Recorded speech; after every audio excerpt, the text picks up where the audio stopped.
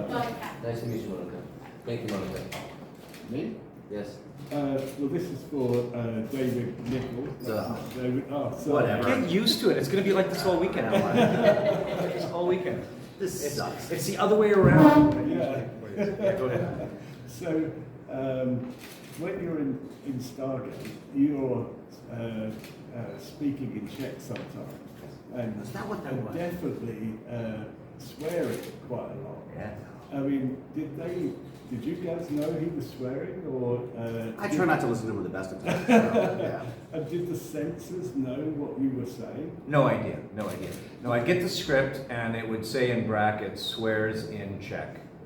You took it with their word. Chcete to mít? You want to have it? So I took it at the word. So yeah, teaching the world how to swear in Czech, one episode at a time. That's exactly And right. full on, whatever I could. They had no idea what I was saying. No. So at one point, I even broke the fourth wall. It was a frustrating moment. There was like things going on, and I said, I can't work with these actors anymore.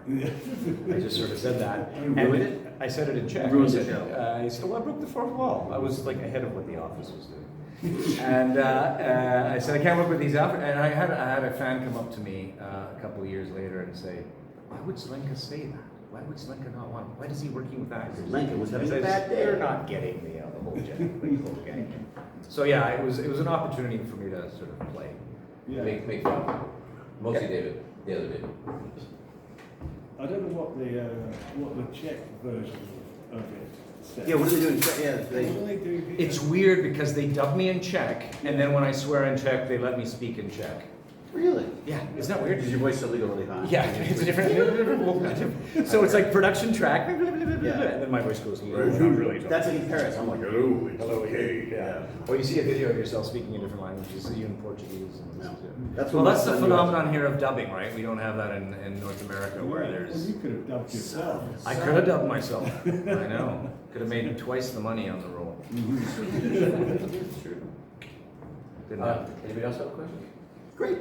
Thanks very much. We're up. You guys are not going to get off that easy, no. Yeah, it's I got to have be a one. question. Yes. What do you think will happen if your characters switch bodies? Obviously, there's been an episode about this, but I think I would just throw myself off a pier, probably.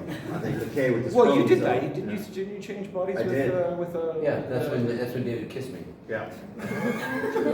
He still has Do you nightmares. guys want to talk about that? That's right dead. now? No, we don't. No, we don't talk about it. We don't. Yeah. I have a restraining order against him. Yeah. Remember the practice one? I did it because we were getting nervous about it, and everyone was getting a bit like, oh, and then there's the kiss. They're making fun of us, Yeah. all morning, and then So I just like laid one on him. in the rehearsal, he just grabbed me. Yeah. God, get off of me! And he's like, "Why?" I just had to get that out of the way. I'm like, oh, Yeah. Jesus. And then McGillion has been sending me flowers ever since. Yeah. So the idea being that you had a woman's body and you were attracted to Paul. Yeah. How does that happen? Yeah, I don't know why anyone finds There was a thank you. There's a woman inside of David who was quite cute and really was attracted to me. And then Whatever. David. It is science turned fiction. into David. Yeah.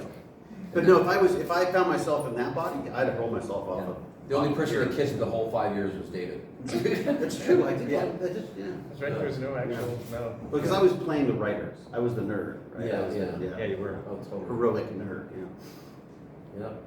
You get to kiss me. Any other questions that won't give us nightmares? Oh, they all. Yeah. Exactly. Yes. Okay, so after a few years, the show has ended. What? What's your feelings about it? Do you still like it? Do you, if producers call you today evening and say, guys, we got new script, new ideas, are you free next year? How much? That's the most important. We're still waiting for the call. It was a pleasure. I thought of something really neat. It would be really cool if the show came back and it was more like an academy and we were like sort of the senior advisors at the academy, like the professors, so to speak. That'd be It's a great. fantastic idea. Yeah. Yeah, I've been pitching it for like 5 years. What? I've been pitching literally that for like 5 years. I didn't know that. Yeah, I said, no, it's a great idea though. Like, but bring back the old guys and have the young hot people as well. Yeah, like the Starfleet Academy, but Yeah, Stargate Academy. They're doing it for Star Trek. I think Star Yeah. Trek is doing something like that. Yeah. Which I just think is smart, right? Can you reel us back in? I could be like the snake. The Yeah. snake vice principal. Yes, Amanda's like principal. Yeah. Yeah, she's a pretty one. Janitor. Yeah. No. Yeah. King And of the. school nurse. There you go. Done. It's funny because so many years after, the fact that we're sitting here on stage 15 years after the show has ended is a phenomenon in that's itself. true. And I always said, when I'd be filming in the gate room itself, the gate, and I'd stand there and sort of step through it and step the other way and say, this thing doesn't work, this is fake. But you realize it actually does work. You step through the Stargate and you can go anywhere in the world. It takes a little bit of time, it's 15 years later, but it does help you travel. Yeah, no, it's the gift that keeps on giving, and we totally appreciate it, for a chance to come to Prague and all these different places we get to go. These guys were just in New Zealand last week, right? A couple weeks ago, yeah. Yeah, and we get the opportunity, we're going to London, still, and the fans still appreciate the show, which tells you it has legs, and hopefully at some point in time, there's a reincarnation. It's funny how it's dated though, because we just came out before the iPhone and the iPad came out. So we had these computers that we had to hold, these tablets that we were holding, and they were like 20 pounds, and they're incredibly, and it was when we first started, I remember they saying that Atlantis is going to be paperless, like without paper. I thought that's inconceivable. How could then, it's the world we live in now, right? So, but it is still dated. You watch it and you're sort of like, why are they carrying on these big, huge Hewlett Packard? And everything's USB. I also love that. But the old USB. Yeah. The old, no matter where you go, the interface is always working. And the world runs on Microsoft Windows 10 or something like that, or whatever. Yeah, Windows yeah. And 8. Flash. The animations are all Flash. Yeah. But no, to answer your question, absolutely. Yeah, I think we'd all be back in a second. So. I mean, it's a fun. At least generals or admirals, yes? What was that? At least you should have a rank of the generals or admirals in the new Yeah, series. Right. Good luck getting them all. What? He'll do it. Yeah, he would, wouldn't he? Yeah, I think he'd show up Yeah, he'd with a show vast amount of money if Yes. Joe asked him. Keep popping. Well, we just tell Momoa it's a Guinness commercial, Yes. Yeah. and he's in. At Atlantis, they have Guinness. And They have Guinness, yeah. Guinness is the fridge, he'll come. I'll leave it. I would like maybe you one day come to Poland too. To Poland. Yes. Oh, For yeah. sure. Yeah. Tell them to invite us, we'd go. Okay. Never been to Poland. Yeah, no, I've never been either. No, be fun. Come on. Poland Comic Con, let's do it. Okay. Jesus. Tell Yeah, them. get on that, could you? Yeah. Can you please start that off? Yeah. Thank you. Thank you. What else we got? Come on. There we go. This is actually a question because you all three played some kind of doctor. I mean, the doctor of medicine and the physicist. And Very bad doctor. Doctor of whatever. I didn't know make you use. Okay, basically, you had a lot of techno paper to learn, which Or as we Brad know Wright would say, from- gold. Yeah. Gold. The writer would always say, like, it's not technobabble, it's gold. Yeah, because it's so the question basically is first one, how hard it is to learn, after maybe after a few episodes, did you actually come up with the stuff yourself sometimes? Only by accident. Well, we had a physics advisor, Mika. Remember Mika? Mika, yeah. She was really good at science fiction based on science fact. You have to sort of find, that's an actor's job through sort of any kind of role. You have to find the reality in what you're trying to say, and a lot of that stuff is sort of technobabble. And I think in a way that's sort of how I came on with David, because David had a lot of it to do, and they sort of split the roles so that we could have the technobabble amongst each other, except for I just had to do it in a Czech accent. So it's like, he did it in English, and I did it in English with the... I did it better, though. Was that English? Yeah. That was. So yeah, you just have to learn it. I got on my bike and was just trying to just shovel it in. But I mean, for someone like Jason Momoa, who had one line go, "What?" Yeah. And we were like, you just got to parse it out. You got to find the reality, and you start to recognize certain things. NPMs are these. That's what it is. And it was always about power. We always had to get power, and the problem was power. But that's sci-fi. Sci-fi is always about power. It's always So yeah, like it's always no matter what the. yeah. So we'd have to do, we all had a lot in different aspects, but especially, us three. But then you'd be doing like a long monologues, and then Jason and Joe would be on the other side of the camera. And then it'd be making fun, it'd be like giggling and making fun of us, right? And we're just like, let me just get through this. There's a scanner, or you're doing stuff, we're going back and forth, and you finish, you're like, wow, that was, 2 pages of just talking. And then they're like, okay, great, moving on. And then, then Jason, chops somebody in half in a stunt. Everyone's like, yeah! That's it. Yeah, So multiple takes. everyone has their jobs, you know what I mean? Our job is to memorize a lot, so we have a lot more homework to do, And I remember Jason saying to me that he says, "You think it's hard to learn all those lines? Try listening to them."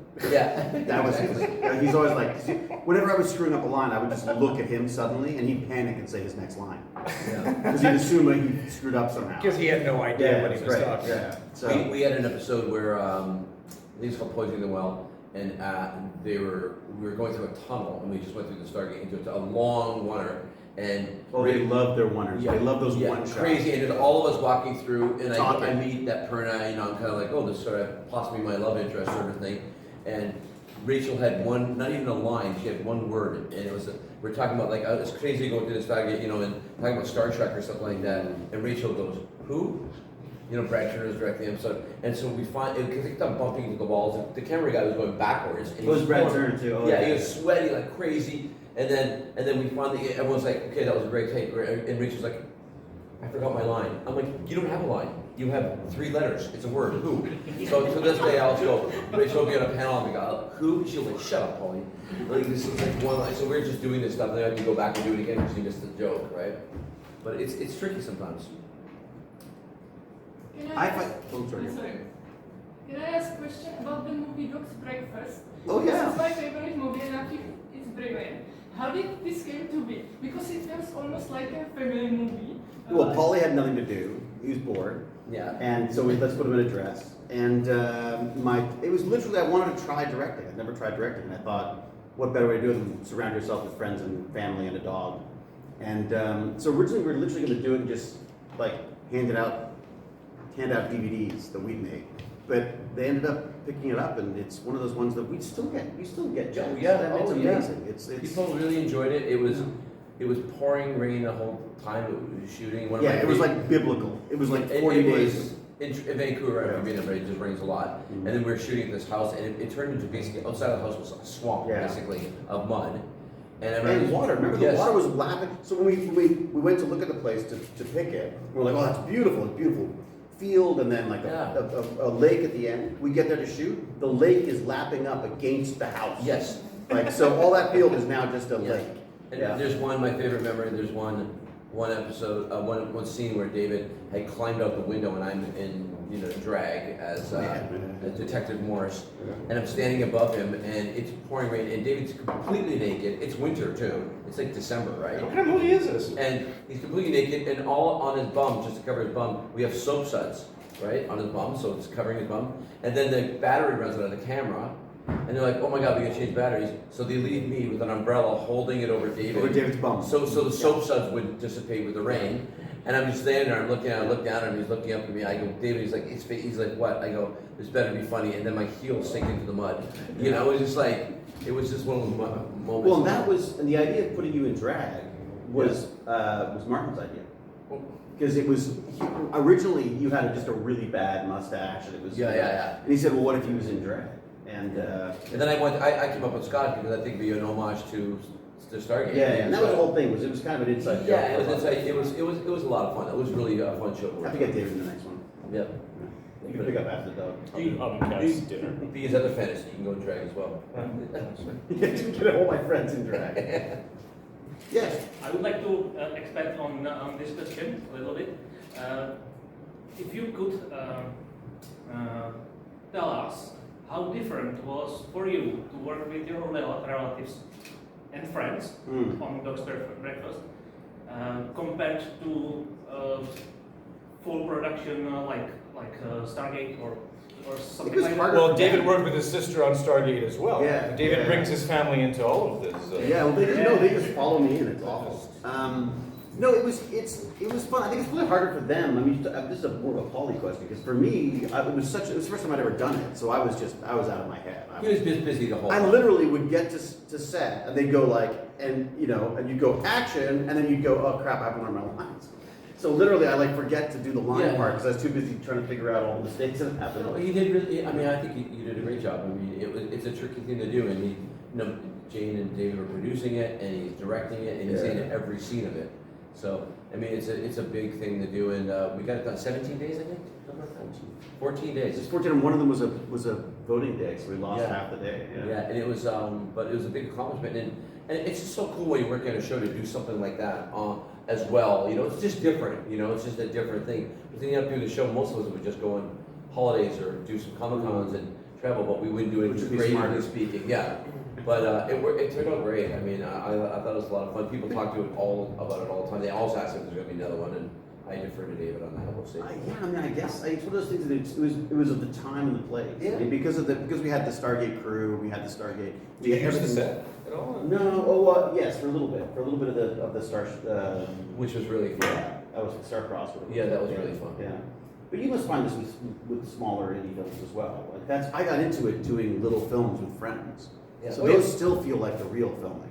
The big films feel weird and detached. It's like you're at a giant factory or something. Yeah. Whereas the little films where you're working with people who just want to make a movie, there's something really magic about it. I mean, Like your theater, but yeah. Except you can see it over and over again. Yeah, The so- theater thing is always like, ah, damn it, that was a good one. that was great. Too bad nobody saw it. Yeah, exactly. Those four people. Yeah, so it's just some of your favorite experiences to work with the people. I did one called Secrets 5 years ago, and still to this day, it's one of my favorite things that I've done.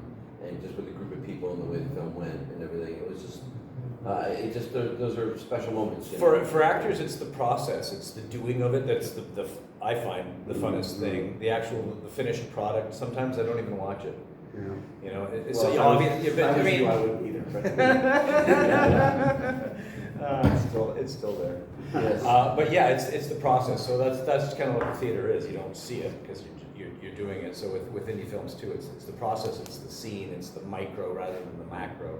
And as David said, it's true when you're doing some of the bigger productions, you're in a machine. yeah, you're like a little cog in the whole thing. Yeah, it's weird. I also love the technology side of it too. So I love all the cameras, I love all the sound equipment, I love the digital effects, and I just love. It's just a wonderfully geeky kind of thing to do. And nowadays with these, you know, you've got film studios in your pockets. I mean, like, it's just extraordinary to me. Like, there's people say, like, how do you get into acting? I'm like, get your iPhone and put yourself on YouTube or something. Like, there's no excuse anymore. Yeah. You know, we have the means of distribution. Yeah, but I think there's also, I think the hardest thing for people is just to actually take that first step. And I think for us, Dog's Breakfast was me sort of going like, okay, this could suck, but let's just give it a go. Yeah. And it's really kind of an interesting feeling. I mean, you know, miserable at times, but good. Take the risk. More questions? Go ahead, Mr. Do you think the way of doing science fiction series has changed along the years? I see some big changes, Technology. but the way technology besides the is. technology, you know, the feeling of some old series When the Star Wars came out, they were very adamant about doing practical effects so that the BB-8 robot character was an actual character. I think that was sort of a reaction to sort of the early 00s or 2010s where there was so much green screen. Virtual production, And yeah. so much virtual production. I mean, Sanctuary was entirely virtually done.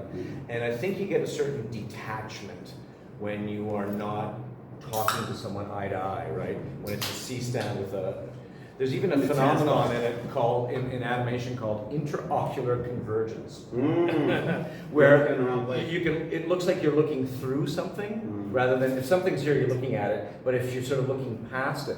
So that phenomenon happens with actors all the time. So you don't see what's in there. So you have someone in front of you, or you have an effect in front of you, or an explosion, and then you can react to that, naturally. And I think there's a movement towards using that more and more and less effects. Yeah. Sort of using as real as possible. It's a different style of acting. I mean, I was in Sanctuary in the pilot too when they did it, and it was a room about this size, and it was just green everywhere, and they just described to me what was in the room. And then when I watched it, I mean, it was like a huge office room with plants everywhere and desks and everything. But when you're acting, there's nothing in the room, and so it's You're like, hard. oh, I'm reacting to that? Yeah, it's very tricky, for an actor to come because basically the environment is a prop for the actor. So you kind of normally when you block things, you set it up. I'm going to grab this file here, but there you can't do any of that. So you just kind of have to imagine these things in there, and it's not your imagination; it's somebody else's imagination. So it was a tricky thing. So I think, like David said, there's going to be a lot of that because it's a lot cheaper. I think the audiences are more savvy now than they used to be. Like, it used to be sort of magic. It's like, oh, how do they do that? Whereas now, there's so much access to the tools and technology. when I look to what are the next generation of visual effects, that's something I'm very interested in.